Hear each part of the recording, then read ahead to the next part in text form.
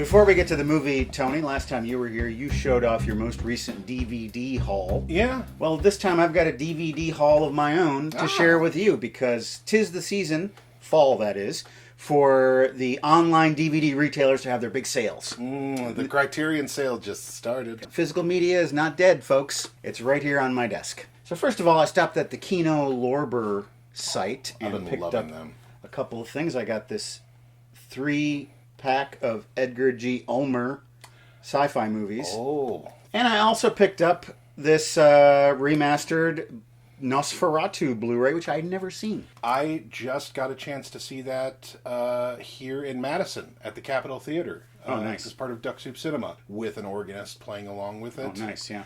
And I believe it was sourced from the Kino release print, which is in gorgeous, gorgeous shape. I went to the Criterion site for their one-day sale. First of all, I got the Red Shoes. It's got such a wonderful story, and then it dips into horror territory. Yeah. I had to get House. House! Which is a movie unlike any I've ever seen. My Dinner with Andre. This movie has sort of become a cultural joke, but I've watched it so many times, and I'm going to watch it so many more. And lastly, Repo Man. Feeling 7-Up. I'm feeling 7-Up. Repo Man. A question I get asked all the time is, what movie would you go back in time and not watch so you could watch it on this show? Now, there are hundreds of answers to this question, but two of them that come immediately to mind, Tokyo Drifter and Branded to Kill. Two films by Japanese director Seijun Suzuki. Well, surely he's made other movies. I haven't seen any of those. That's going to change tonight, because I have a movie here with the very tantalizing title, Pistol Opera. Nice! I'm so glad that you're finally getting a chance to see this. You have seen it. I have. Released in 2001, Pistol Opera stars Makiko Esumi, Sayoko Yamaguchi, and Hane Kan. It is considered to be a loose sequel, so-called, to Branded to Kill. Seijun Suzuki was born in 1923. After the war, he was hired as a contract director for the Nikatsu Company and spent the next 10 years mainly making Yakuza pictures. The studio became frustrated at his increasingly surreal style and reached their breaking point after the release of Branded to Kill in 1967. They just thought it was too weird, and they fired the director. He sued the studio for wrongful dismissal and won, but he was still blacklisted in Japan for 10 years.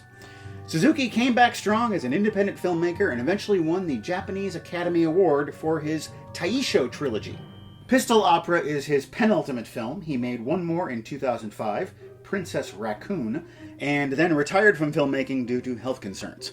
Suzuki died in 2017 at the age of 93. Your gift today will make you think of Japan, and it might also make you hungry. Curious. Ooh, a stacking sushi tower. You can make it extra hard by playing that game with chopsticks. That's going to go poorly. I've also got a little something for you. Ooh. I know you've watched the Zatoichi movies, but these are some episodes of the Zatoichi TV series. TV show. Look at that. Stars the same actor. They made 100 episodes. You have in your hands 9 of them. Also Japanese? Yes. What do you know about that? We're in the Asian cinema zeitgeist, my friend. Well, thank you, Tony. Sure thing. I look forward to checking those out. And I also look forward to going to the old leather couch with my friend here and watching Seijun Suzuki's Pistol Opera. Bang, bang, Pistol Opera.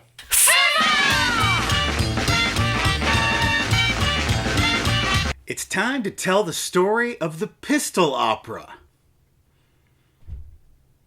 Stray Cat is an ambitious young killer who's a member of the Guild. Stray Cat chats with this purple-faced lady. From her handler, Miss Yukio. And yes, I had to look up that name because they said it once in the movie and then never again. The Rams are leading the Chargers by 7. I know so little about football that I don't even know that those are teams anymore. And she's currently the number 3 killer. How do you get to be number 1? By killing the other killers that are number 2 and number 1, which currently is number 1 100 number 2 Hiruandon no man. They all got cool nicknames. Useless Man is not great, but 100 Eyes and Stray Cat. Vogue. Dun, dun, dun, dun, dun, dun, dun, dun, dun. She only has a toy gun. That's all they'll let her have in between jobs. This is getting uncomfortably sexy very, very quickly. This is how you get work. I've been doing these job interviews all wrong. Yes.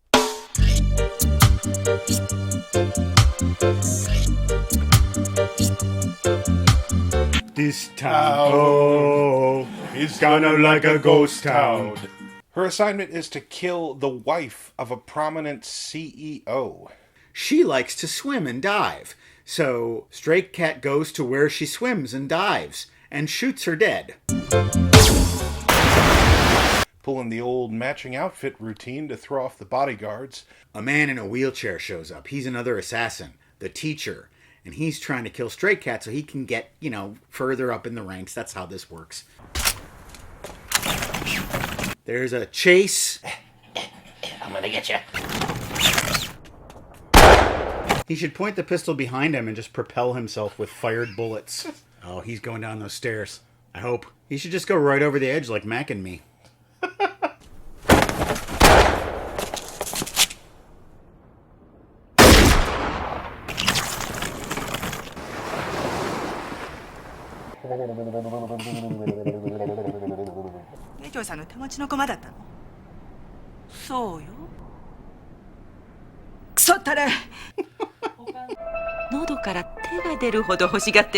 I'll never get a pistol. I am frustrated.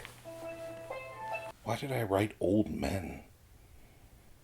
There's this old guy. Who once was the #1 killer. Tony informs me that he's the main character from the movie Branded to Kill in 1967, but played by a different actor. Useless Man is dead, so I guess that makes her #2 now. Still gotta take out 100 Eyes. It should be easy to defeat 100 Eyes. He's very pokeable.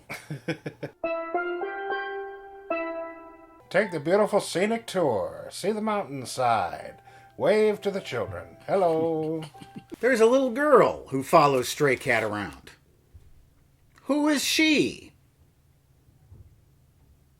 In a theater. All right, we need a suggestion. Something that is bigger than a bread box. A garbage can. Garbage can, thank you. You've insulted my garbage can. Prepare to die. And scene.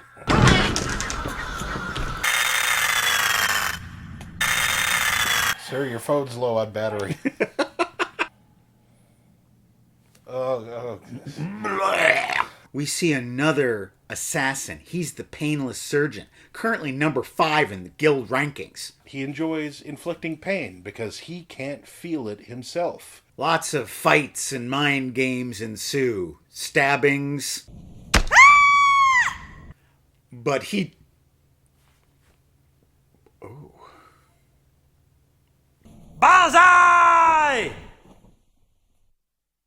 She messes with his head, says she's so in love with him that she wants to see him stab himself in the heart. He dies and goes off to the land of the ghosts. And all the killers that have been killed are waiting for Stray Cat to come and join them. She wakes up in a strange house. That little girl is there. Her name is Sayoko. Arigato. Domo arigato, little Sayoko. Domo domo. Sayoko, call a taxi. We're going home. I'll pay you later. She gets home and finds this handsome young man waiting at her house. すでにお気づきかもしれませんが 100 Eyes is a real weirdo. If you shoot the brain in just the right spot, the victim dies with a smile on their face. Wouldn't that be something that only a #1 assassin would be able to accomplish?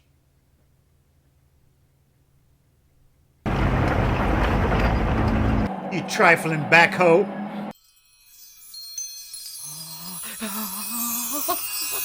I don't get it, Tony. I don't get any of it. All I know is that there's a contest. お姉ちゃん、頭悪いんじゃない？ I choose what? 殺しのやり方。Teach me how to kill. I mean, Dougie. ハンティダンティシャドウのハンティダンティハナグレフォー。 The Humpty Fall is your call to do the hump. Do the home. Killers are getting killed left and right. 100 Eyes stole the list of all of the assassins, and he's going down that list and killing all of them off. Because that's how you maintain a robust guild. You kill all the members of it. Grandma tells a story. I like deep fried calamities. It's a very a good appetizer before a nice Italian meal. Oh. Stray Cat goes to a gun store. She doesn't want her crummy old taped up gun anymore. She wants a new gun. And then there's the Terror Expo. It's an exposition of terror. 生まれる瞬間の恐怖です。いきなり恐ろしい人間の世の中に飛び出るんですから。怖さのあまりの絶叫なんです。やる気になったわけだ。Hey, did you check out the Terror Expo this year? Yeah. I hear it was really good.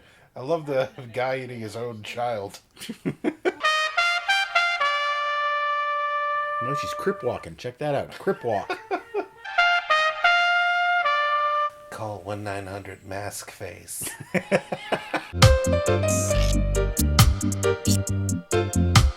This town is exactly like a ghost town. Yeah, bands don't play here no more.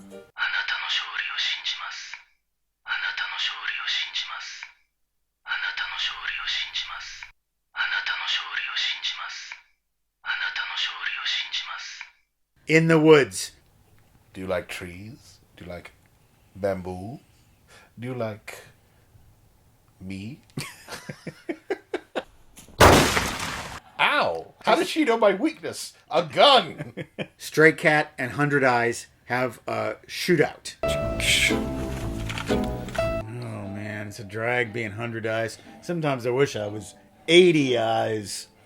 Life would be a lot easier. She shoots 100 Eyes. He gets pouty red lips. He dies. Oh, they should call you 100 Lips. What a kisser. Boom. Oh, man. Then she finds out that that was not 100 Eyes, and 100 Eyes is still alive. Stray Cat meets a stranger. あなたに会えて光栄です。 Don't remember that scene. 誰？まだ通称名もない新参者です。 But I'm probably 100 Eyes. I like to call this look camouflage meets reverse psychology. If you can see me, you can't. Matt Sloan, host of Welcome to the Basement, has this revelation. She's 100 Eyes. She's 100 Eyes. 一つ目。100名は一人じゃなかった。二つ目、三つ目、四つ目、五つ目、はい、I got eyes for days. I throw them all day. All day long. お風呂屋さんで行きましょうって言ったでしょ。 I said let's go at a bathhouse once and I made a lot of new friends. Oh, gotta find the sausages. Oh, woof, woof, woof. Woof, woof. Bark. Stray Cat has a final confrontation with 100 Eyes, who it turns out is the guild lady, which I totally called.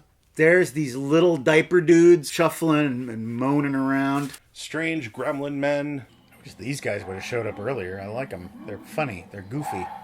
They're kooks. Stray Cat shoots the lady. She does a little dance, perhaps to celebrate her life, perhaps her death. Stray Cat shoots her again. Stray Cat is the victor. Now she's number one in the guild. She's confronted by the champ. He wants to kill her because then he can be number one and he can relive his glory days, which are long past him. Stray Cat robs him of this notion, calling him an old fool, which hurts his ego so bad he slaps a tree. Determined not to give him what he wants, she turns her hard-earned pistol on herself. And as she dies, telling the champ to stay away, this corpse is mine. That is the downfall and the tragedy of the Pistol Opera.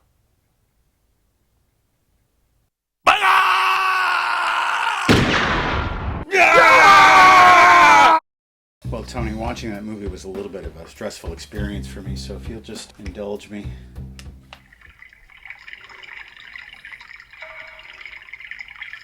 I dreamed of Mishima, headless.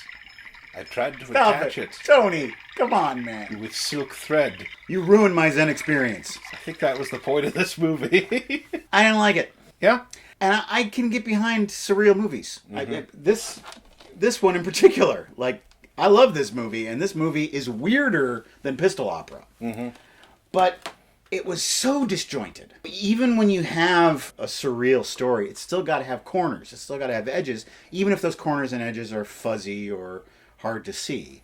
And I didn't feel like this really had that. I think it has those posts, but it doesn't really establish them. Like Miss Yukio, they said her name once, and then they don't say it again for the rest of the movie. Is it important for the audience to know her name, or is it not important? Why say it once, then? I ran across a quote from an interview they did with Suzuki in 1997, and that quote is, "In my films, space and places change, and time is cheated." Okay. I felt that very much in everything that happened in this movie. Definitely. Events cross-cut, they happen in the wrong order. This reminded me a lot of Jean-Luc Godard's Weekend. Every time we got to a new scene, I don't know what this is. And then there's this new scene, and I don't know what that is, and I don't know what connection that has to the story. It gets frustrating at times, and at times your brain sort of turns off. It's like, well, I'm not going to try and figure this out anymore. The best experience I've had watching Seijun's movies has been watching them alone, because I don't feel the need to ask those questions when I'm by myself. Right. I think watching a movie alone, I can subsist on pure vibes. This is a purely vibey movie. Yeah. And I guess for a certain viewer, that's enough. In that same interview where there's that quote, somebody asked him in what time period he would like to have lived in, and he's like, well, I wouldn't want to be human. So he's that kind of misanthrope. It has themes, very morbid ones. There's death all around, and it poisons everyone to the point where anyone who sort of touches this life is doomed to die. She's questioning if she should still be alive. It's not a world for stable, sane people. Well, the first time she goes to the ghost world, Sayoko starts pulling out the white kimono for her to put on. This is where you belong. She pushes it away whenever it's offered So to even though she's still alive, she's still in between the worlds of the living and the dead. It doesn't have the rigidity that even Branded to Kill, for all its dead moth and butterfly nonsense, does have. Maybe that's what happens when you take a madcap artist who's being restrained by a studio and you let him out of the studio and do his own thing. He doesn't care about that structure, and when it's not forced on him, it's gone. When you look at a film like Tokyo Drifter, color is obviously a big, important storytelling device. It seems like yellow has a particular significance in this. I'm trying to figure out what that is. What Seijun's color theory is. And it could be a Japanese folklore thing. It might be culturally tied to that. Sometimes you wonder how much of movies like this are cultural. Like, you see something that you don't understand. Well, it's a Japanese thing. It's like when you watch Monty Python for the first time and you think, wow, they're so weird. They're so bizarre. They're just saying these things that don't make sense. Well, no, it's British social satire that is going over our American heads. Definitely. And I think this it's the same thing with a lot of Japanese films. 100 Eyes is the lady. But then there's a young guy who claims to be 100 Eyes. So if he's not 100 Eyes, then who is he? He is Dark Horse. He's Dark Horse. Yep. How did you know that? Well, I read the subtitles. How did I miss that? With this movie, because they only mention things once, if you look away for anything, a whole plot point just right out. That must have been what happened. Yeah, I didn't remember 3/4 of this movie. Really? And I have seen it, I swear. This is a movie you can watch, and then can watch again for the first time. The curtain has come down on Pistol Opera, and no more bullets will be flying today. Which is a good thing, because it's time for Seen It. Seen it! Mellow Gold 12. Have you seen The Driver by Walter Hill? This 70s American crime film takes inspiration from the likes of Kurosawa and Jean-Pierre Melville, and crafts an incredibly taut and lean film with as little dialogue as possible. It then went on to, without a doubt, inspire both the novel and the film Drive, starring Ryan Gosling. Thoughts? Bruce Dern stands out. He is just a utter scumbag. He's a weirdly cowardly villain. He makes other people do things. He does things to get away from consequences. I think that Ryan O'Neal, like Keanu Reeves is an actor of limited gifts. But like Keanu, when you give him a role where he can make minimalist choices, he's the perfect guy for the role. And I think Ryan O'Neal really kills it in this. It made decisions that I didn't anticipate. That whole bit in the warehouse where you're having a quiet stealth thing between two cars. Yeah. I've never seen that in a movie. I'm someone who can take or leave car chases, but these are the best car chases I think that have ever been committed to film. They feel real. You really feel like you're riding in the car. Fran Newhouse. Oh, we haven't heard from Fran in a while. Hi, Fran. Fran says, hey, it's me, Fran Newhouse. I bet you wonder why you haven't heard from me in such a long time. I just saw the movie Son of Frankenstein. Thoughts? Seen it. I saw Young Frankenstein before I saw Son of Frankenstein. Yes, so did I. And then I finally saw it, and so much just clicked into place in my brain. I had no idea that the police constable with the arm, that Mel Brooks didn't make that up. Yeah, it feels so outlandish. They even play darts, and he even sticks the darts in his arm. It's no wonder that Mel Brooks looked at that and was like, I don't really have to do anything with this material to make it a comedy. Even when you watch Basil Rathbone's performance as the Doctor, he almost approaches the manic energy of Gene Wilder. Son of Frankenstein is the last of the real classy ones, the last one where we got Karloff in the role. I think it's the best one. I mean, all due respect to James Whale. It's a bold claim. The director, Roland V. Lee, he's not the stylist that James Whale is, but this story is so solid. It doesn't have the operatic notes of the first two, and also, the first two Frankenstein movies really have one foot in the silent era. Son of Frankenstein is fully modern. What a series where 3 movies in a row escalate in quality to the third one. How often do you get that? Probably most people would disagree with me that that's the best one. They would say Bride of Frankenstein is the best one. Well, are they in this basement? No, I they're don't not. think so. No, they're not. From Bill Carson, In the Name of the Rose, with Sean Connery. Seen it? Seen it. Ah. This is about a 14th century Franciscan Sherlock Holmes who is brought in to solve a series of murders and get to the bottom of what's going on in this crooked monastery. The production design is outstanding. It is the yuckiest looking Yeah. movie you've ever seen. Every inch of grime that is on every surface in every scene is just palpable. It's a dirty, dirty world, but it's a very full world. The thing about the movie is that it's got these really choppy edits. I get the feeling that the first cut of Name of the Rose was clocking in at 3 hours, and then it was chopped down to 2:11 by some unkind hands. Very likely, especially when you're talking late 80s, when you're talking major multiplexes are now the big thing, and the way to make your money back on a movie is to fit as many showings of it in a day. You are going to get trimmed. Yeah. Which is a shame, probably necessary, because it's based on a very dense novel by a very dense, detail-oriented author. You know, I knew how this movie ended, but goddammit, as soon as he says, this is the finest library in all of Christendom, you know that thing's burning down. Sitting through that movie, like, I don't want to see the library burn down, and it does. Sean Henry, today on Pandemic Playhouse, The Odd Couple, 1968. Seen it. I've seen it!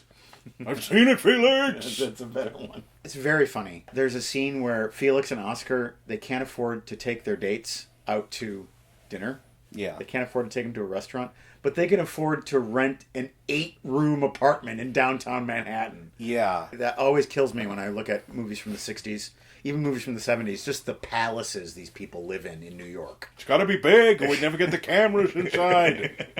Well, a high note to your day can be visiting our website, welcometothebasementshow.com. The entire catalog of episodes are there. There's over 300 of them, and there are PayPal donation buttons that you can click on to make a one-time or a rolling monthly donation to support this show. Your support helps this show continue, and we appreciate it. We love all of our supporters. Thank you all. Mwah. That's a thumb kiss. Tony will be back next week for unboxing. We got a lot of stuff to unbox, and it's going to be a good time. See you then. Check this out.